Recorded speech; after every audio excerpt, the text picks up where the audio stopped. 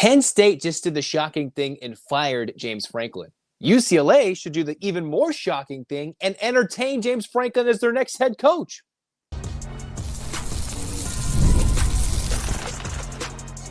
You are Locked On UCLA, your daily podcast on the UCLA Bruins. Part of the Locked On Podcast Network, your team every day.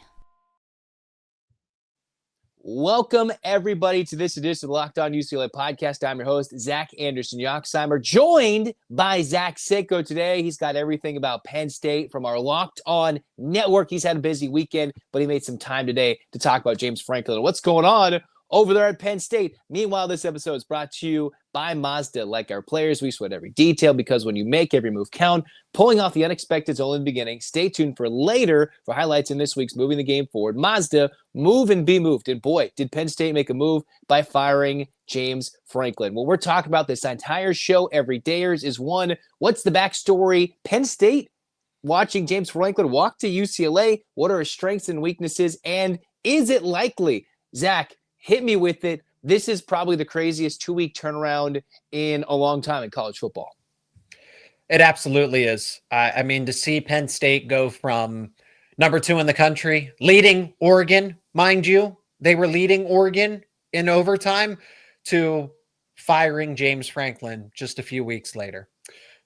But that still doesn't mean that that I don't respect James Franklin, that I don't like him as a head coach, and that I don't think he would succeed somewhere else. And why we're having this conversation is precisely why I think UCLA and James Franklin would be a great fit for each other. Now, I know that UCLA, I don't know the backstory with UCLA and everything that's going on there with the powers that be, but I've always thought that, hey, James Franklin, might actually fit it at USC. Okay, well, USC has Lincoln Riley right now. It's the appeal of Los Angeles.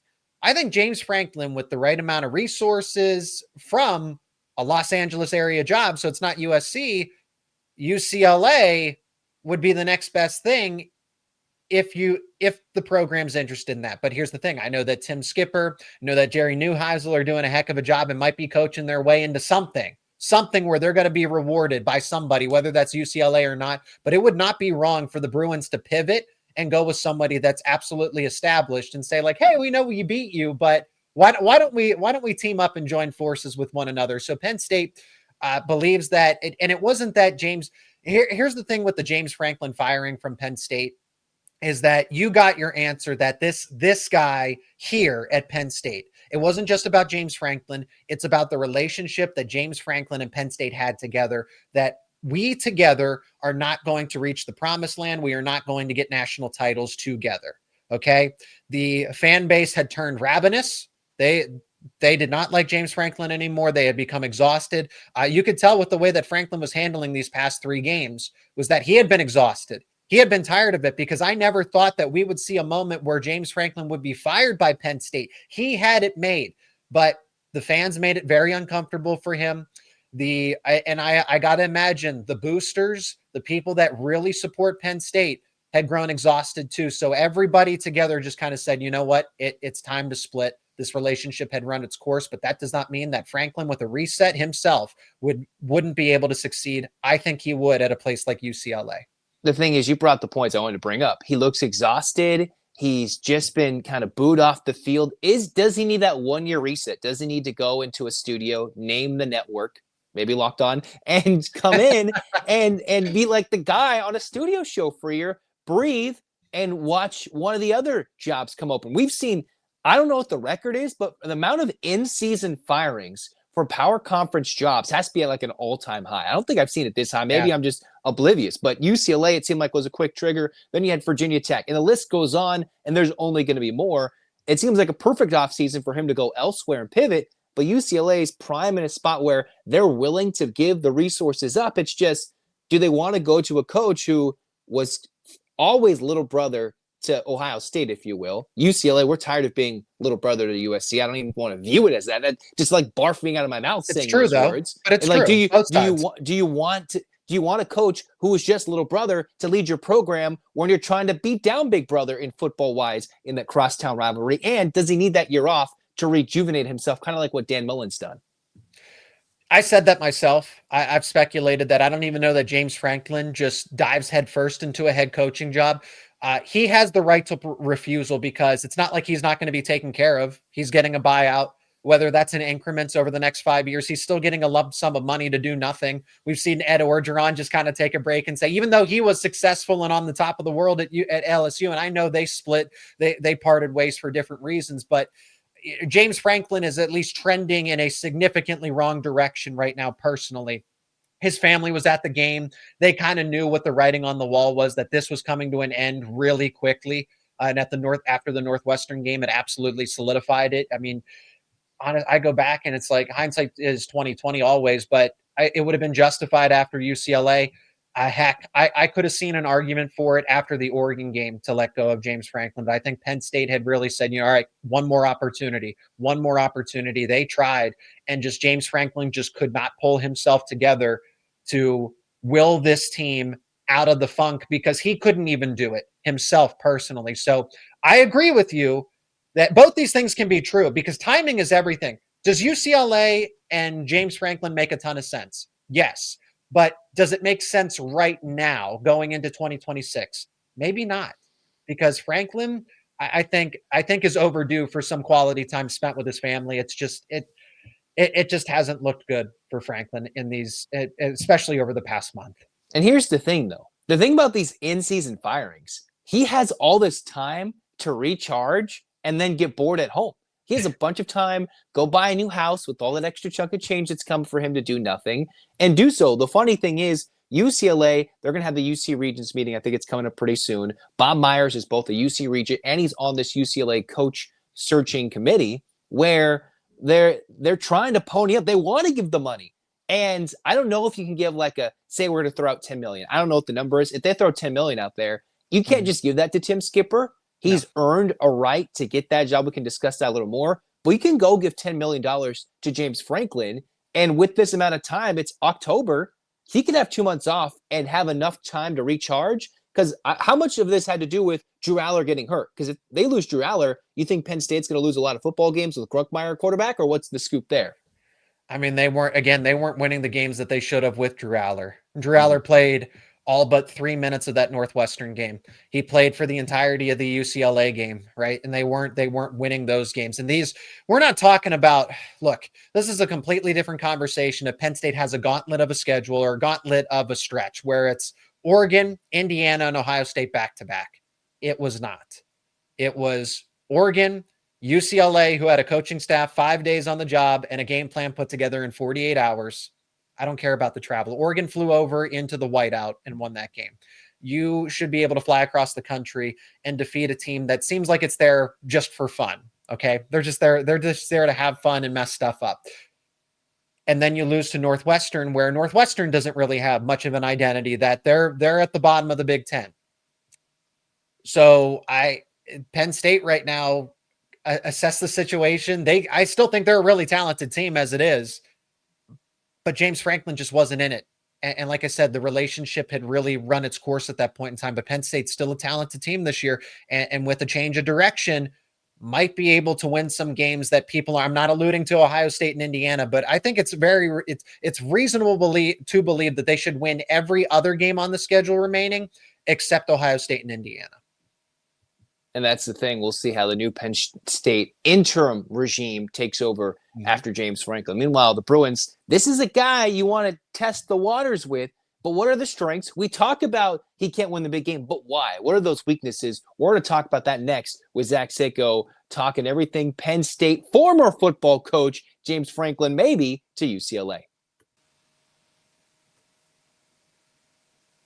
Well, it's time to tell you what this episode's brought to you by. Mazda's moving the game forward for those who believe it's not just about playing the game, it's about redefining it. And there are moments that do more than just put points on the board. They move crowds, they move culture, and keep moving the game forward. Talk about a UCLA program that was seemingly in shambles, and out of nowhere, you have Tim Skipper, you have Jerry Neuheisel, putting this team in position to succeed, moving the program forward with the likes of a Jalen Berger in this game against Michigan State over the weekend. Came in 3 touchdowns against his former school, 3 on 16 touches between rushing the football and catching the football. Came out of nowhere and had a great game for UCLA, revitalizing this program and moving it forward into an exciting finish here in 2025. And when you follow what moves you, the unexpected, it's only the beginning. And just like there's more to every highlight, there's more to a Mazda vehicle. Mazda, move and be moved.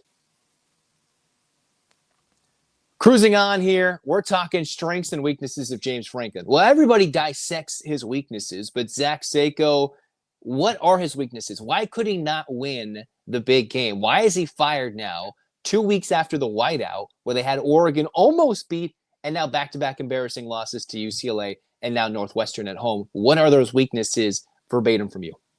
I mean, the weaknesses are going to stem from the in-game coaching decisions. A lot of debate around how much control does James Franklin have? Does he meddle too much? Does he meddle too little?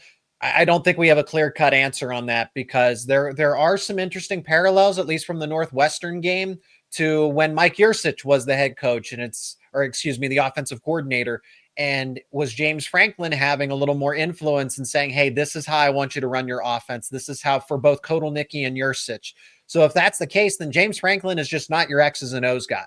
That's going to be the immediate weakness. Where he's strongest: recruiting, building relationships, turning high school football recruits into college football players, developing them for the NFL, but also developing them into young men. Every player, every family member of a player, and the coaches that work alongside James Franklin look at him as dad. This guy just, he puts his heart, sweat, blood, and tears into developing the program and the people personally, the people and who they will become as people.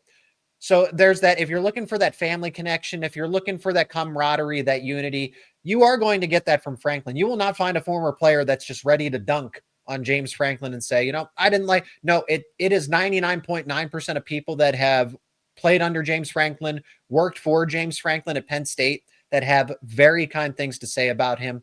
So if you're looking for that, if you're looking for a program rebuild, if you're looking for somebody to get you to that 9-3, 10-2 spot, like I said, I think with the right amount of timing, I don't know that this happens right now for UCLA. So we'll predict that. But James Franklin leading UCLA, you give him 3-4 years and really support him, he's going to bring those same values and that same culture to UCLA. But you do compromise on those close games. You do compromise on the X's and O's, but can you get a staff that maybe is able to offset that? That was the idea, but that, like I said, you gave James Franklin everything he asked for, and he still couldn't deliver. So that's the debate there. Oh, go get the coordinators that will offset those X's and O's issues. Okay, well, Penn State had that, and they still didn't. They still didn't manage to win those big games. The other thing I'm hearing from you is it doesn't seem like he's lost the locker room. He lost the fan base, pretty much lost the administration at this point when it came to the wins and losses. But it doesn't seem like he lost the locker room. UCLA earlier this year, when they got smoked by New Mexico, it seemed like they kind of quit on the field and needed a new energy. Tim Skipper brought that. Is this where Penn State was headed? Even though he hadn't lost the locker room, it was more of it's so dismal they're booing him on and off the field that they just had to make a move? That's definitely from Penn State's thing, but the players weren't giving as much effort as they could have and should have. They were definitely the locker room was lost from the sake of those guys aren't going to support James Franklin, but they're not going to go out there and give you the best fight that they can. Okay, it was a mix of everything. It was missed assignments. It was a lack of execution. It was coaching at times. It was truly, and who does that fall on? The head coach. It falls on the head coach at the end of the day. So all of those things together had hurt Penn State in the process, but the locker room, was it lost from these guys just don't support James Franklin or don't care about him anymore? No, not to that extent. But the locker room definitely took a hit. They just didn't want to play football anymore. After the Oregon game, it seemed like everybody had packed it in. That's on the head coach. We've pretty much just dunked on James Franklin. But what makes him a good candidate for UC? You talk the LA. Does he have the personality? And yes. At the LA part, will he recruit Southern California? Because you don't really have to leave Southern California to go get some of the top recruits and, dare I say, steal them from the Oregons, the USCs, while just maintaining a decent national footprint. I think you have an easy time to bring in people to Westwood, coming to Los Angeles, playing in the Rose Bowl. What say you about some of the other strengths beyond just the X's and O's? And that's just it. State College, Pennsylvania, Central Pennsylvania is still a very niche location. It is so much easier to recruit to Los Angeles and to Westwood than State College. So if James Franklin can put together borderline top 10, consistently top 15 classes to State College, I know he's a Pennsylvania guy, but he has, I want to see him revitalized, because it goes back to that point. Is he just even ready to take on a major head football coaching job right now? He might not be. Maybe this, energizes him to an extent. Like, I'm just out of state. I'm just out of Penn State. Like, I'm good. I just need a reset. I know that he was very partial, or at least I've heard rumors that he's anchored down in Florida when he's not in Pennsylvania, that Florida is almost like his second go-to, like the home away from home. So warmer weather, warmer climate. That thing exists in Los Angeles as well.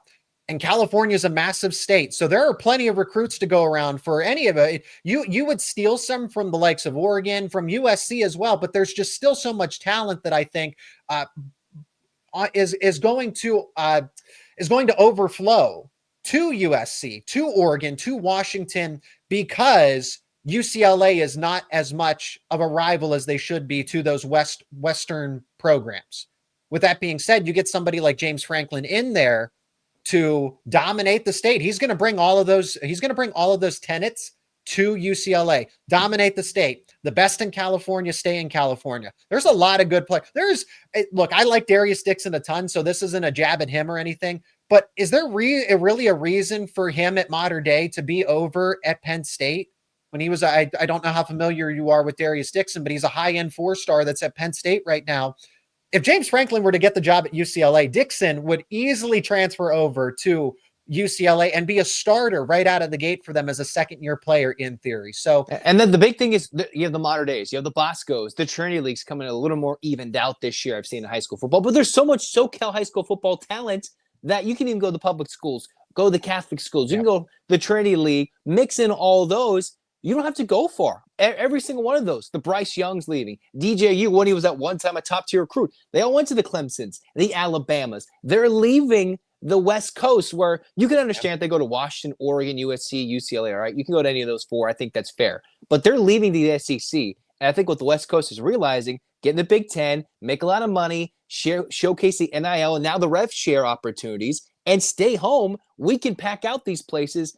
And James Franklin, could he sell out the Rose Bowl? Could we take off the tarps? And does he have that personality to be like, get here and pack out the Rose Bowl? Yep, I absolutely think so. Like I said, if James Franklin's heart, mind, and soul are into this right now, if he's reeling, if he's defeated, then no, he's not going to bring that same type of temperament that I've just been expecting to see, because this year, and even kind of the past couple of years, James Franklin has been a lot more reserved. And is that age? Is that the natural attrition of college football or Penn State football taking a toll on him?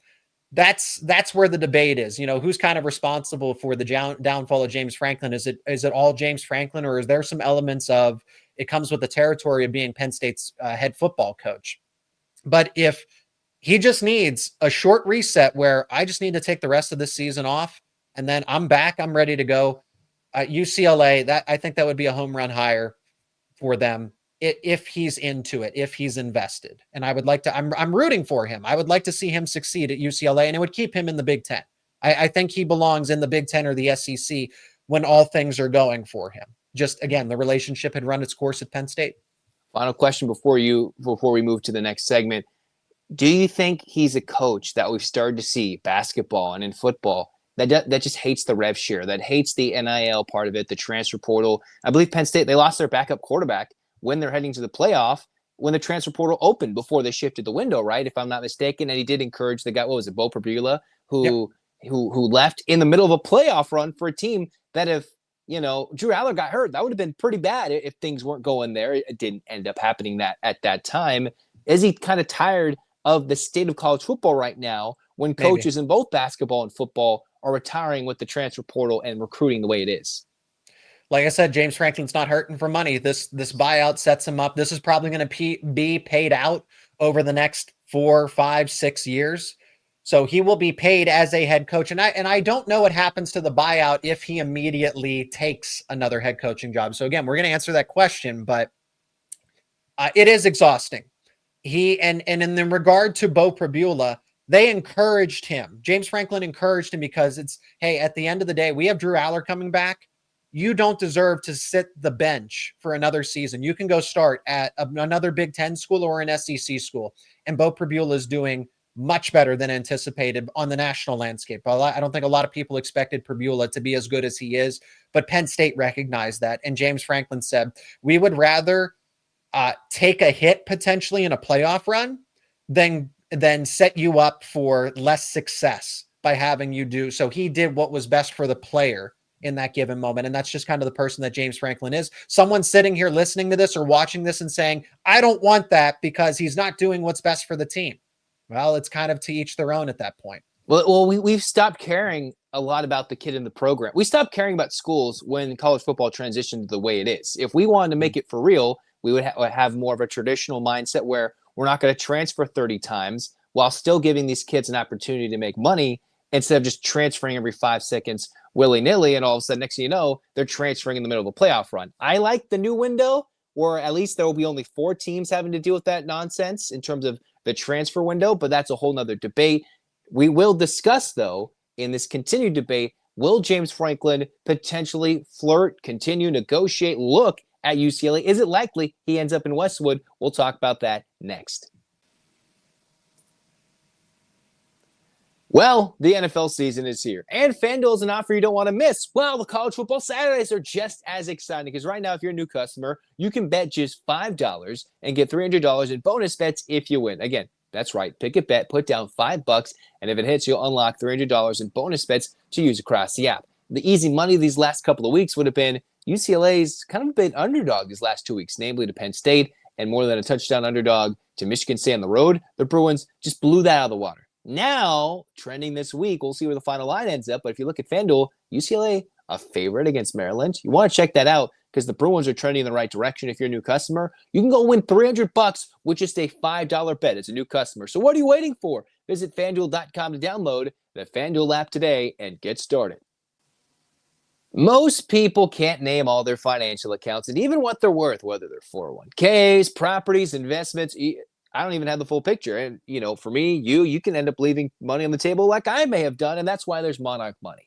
It's an all-in-one personal finance tool that brings your entire financial life together in one clean, easy-to-use interface on your laptop, on your phone, because it's built for people with easy lives. Monarch. Instead of having the moms, they're going to bug you. What do you do with your life financially? How do you invest? And I'm just like, Mom, I got Monarch Money. It's the thing that you've been trying to get me to do. Monarch Money links all my accounts in minutes, sees the clear data visuals, and gets smarter categorization of your spending. And now I'm in control of my money, and my mom's not just bugging me all the time. Don't let financial opportunities slip through the cracks. Use the code LOCKEDONCOLLEGE at monarchmoney.com in your browser for half off your first year. That's 50% off your first year at monarchmoney.com with the code LOCKEDONCOLLEGE.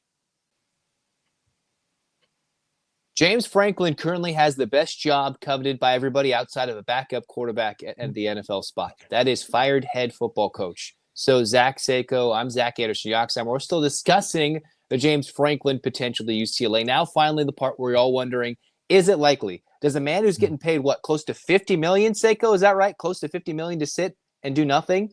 Yes, around there. Around it's either $50 million. Yeah. Just shy of Jimbo Fisher's number not too long ago, where you get paid to do nothing. Now, is that something where you can be complacent and enjoy family life and be set up for the rest of your life? Or does he really want to coach, right? We haven't seen Coach O in a while. Haven't seen, Jimbo in a minute. We've seen a lot of guys take some years off before they take their next venture into college football. What makes this likely or not likely from a fit standpoint to a timing standpoint for Coach Franklin to UCLA? It's definitely a logistics standpoint because I don't know the ins and outs of the contract buyout and what that permits or doesn't permit James Franklin. You don't want to take the risk of losing that buyout or significant portion of it by pursuing another job, especially if you're not ready.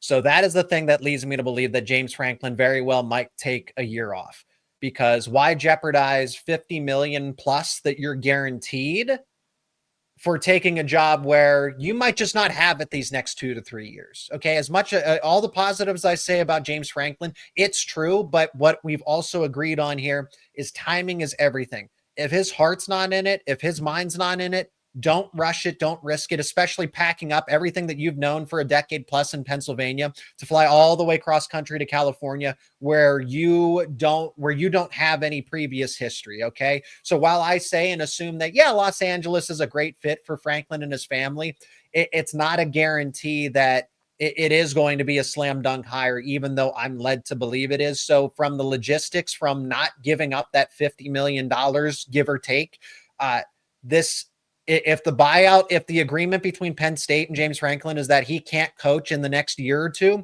then he's probably not going to. Why would he do that? There's no point to. You take all that money, you bring it all, and then you rock and roll. Hey, I want to enjoy a year off. One of the most talked about things in college football. It's okay. He can go, find a nice little remote, secluded spot with all that money. He can go buy a second or third home. You would think if you spend it well, right? That's why you use Monarch money, to put your investments on the right spot. And maybe you buy that third home in Los Angeles and start the process of settling in, because who knows who UCLA goes with and if that's going to work. I mean, Deshaun Foster, I don't know if it was a 5 to 10 year plan, but it was a very short 15-game plan. When you try all these teams try to get you to buy mini plans. That was what the Deshaun Foster hiring was. But if you're UCLA, why would you go after James Franklin if he just got out coached by Tim Skipper and Jerry Neuheisel? I mean, they didn't even put a spy on Nico, who ran on them over and over and over and over. And he's still running, I think, Seyko. He's still running. Like, why would you go after him after he just got out coached by Tim Skipper, the current interim? Yeah, that's the idea. And then James Franklin would probably say to that, well, my coordinators didn't live up to the game. We didn't call the game plan accordingly to the way we had coached it and practiced for it the week leading up to the game. And he's going to say, hey, this is just the reset that I need, because he's going to admit it was just over at Penn State. The relationship had run its course. So here in Los Angeles, I could really get, and again, there are a lot of things that he would help UCLA do. I think that California recruiting, there is no reason that should UCLA be behind USC and Oregon and Washington to some sort of extent. Yes, but not to the extent that they are. With the right head coach, UCLA should be losing maybe a 60 to 40%, right? It should be 60% USC wins those recruiting battles and 40% UCLA does. There's really no reason for it to be 80 to 20% or 90 to 10%. That's embarrassing. But with the right head coach, it can almost be a 50-50 split where you're going after the same California recruits and UCLA gets its fair portion. Take out the buyout portion there, Seyko. What's the annual you think Franklin would command to be a head coach at the next university? Whether it is UCLA, is it a pay cut from Penn State? What do you think that annual number would take? Buyout, we're not talking buyout, just what's that annual number that would get him to a UCLA or the next institution? Definitely something over $5 million. So he actually, interestingly enough, wasn't a top 5 paid head coach in terms of an annual basis. And there are some rumors floating around that Penn State wasn't prepared to give him another extension and a salary raise because he had all of these other amenities. He had his support was going towards fixing Penn State facilities, getting amenities for the team, getting NIL, those kinds of things, where Penn State was structuring things differently. But James Franklin would definitely command somewhere between 7, 8, and 9 million. And the way that the Big Ten is, the way that schools are making more money now off of college football, that 8 to 9 million is definitely justified. And that's around where Penn State was paying James Franklin on an annual basis, but he had that $50 million buyout attached to it. The important thing is James Franklin, I don't think, now he's lost some credibility here, because weeks before, when people were saying, hey, fire Franklin after the Oregon game, and I wasn't quite all the way there yet until after UCLA, and obviously so. I think that's where everybody was. And then Northwestern was just, there's no coming back from this. But a Virginia Tech or a UCLA, that is a step down for James Franklin. So you're not going to have to match what Penn State gives in terms of support and resources, but you're at least going to have to be prepared. Yeah, you're going to have to commit and say, and that doesn't mean give him a 10-year contract, give him $10 million a year, 10 years, $100 million. It means you got to be ready to compete with USC in the NIL space to an extent. You got to be ready to compete in the transfer portal to an extent. You got to be ready to get the appropriate coaching staff to go along. So it can't be James Franklin and just a cluster of no-name assistants. You're going to have to live because, and I think UCLA is a very respectable, reputable brand, especially like it. Yeah, they're little brother to USC, but right now, with the right kind of allocation of resources, UCLA can absolutely change the narrative and make it a lot closer than it is at the moment. I mean, hey, Kurt Cignetti went to Indiana and now they went to Oregon and won. Like nobody thought that could have happened. And he just went and they like beat Oregon. It wasn't like a fluke. It wasn't like Oregon doing everything to beat Ohio State in Austin last year. No, they went and they won that game. Like who would have thought that? And James Franklin kind of still at the moment has that sort of aura around him. I'm not obviously maybe not the big game. That would be a little stretch. I don't know if he could go in Oregon one, but he has that idea that they could be ranked going into that game. And I think UCLA, after where Chip Kelly just didn't care to recruit, they had a huge mistake in Deshaun Foster. They're ready to swing big, and James Franklin is the type of name they can go after. And it just seems, once again, the timing isn't there. Jonathan Smith's been thrown out there, but then they just go whack him. James Franklin's a guy, but they just went and put 42 on his team at home when they were winless with a new game plan. So it's like all these potential guys, when they're about to spend big, and they're like, well, let's just go beat these guys. Do you think UCLA should spend big on Franklin or save a buck and spend it on their current staff? What's your thought? Putting you on the spot, Seyko. Say that again. I missed that last part. It's all good. So basically, should they go spend for Franklin, or do you think Skipper is the guy? Well, see, that's the thing. I've liked what Tim Skipper and Jerry Neuheisel have done to this point. I mean, they beat a Penn State. That wasn't a fluke. They won that game, and then they go absolutely demolish Michigan State at Michigan State. So this isn't even, James Franklin is the clear-cut leading contender, or a Dan Mullen, or a Jed Fish. I mean, Skipper and the guys are doing a phenomenal job right now. Maybe, especially if you have here's the thing though. Are they just riding the momentum of bull in the China shop? We're just here to have fun. Who cares? Let's go mess things up, because that's right now what UCLA it is definitely benefiting from. It's about managing the program long-term. Can you keep the same consistency over the next 5 to 10 years? I'll say this, Jerry Neuheisel is a UCLA guy. Okay, I don't know much about Tim Skipper, so feel free to correct me. But if he is Jerry also Neuheisel has to stay at UCLA. He has to. But the thing is, you bring in a new guy, and is he the offensive coordinator? That's where it's all fascinating with the way it's developing. But yes, Jerry is the UCLA guy.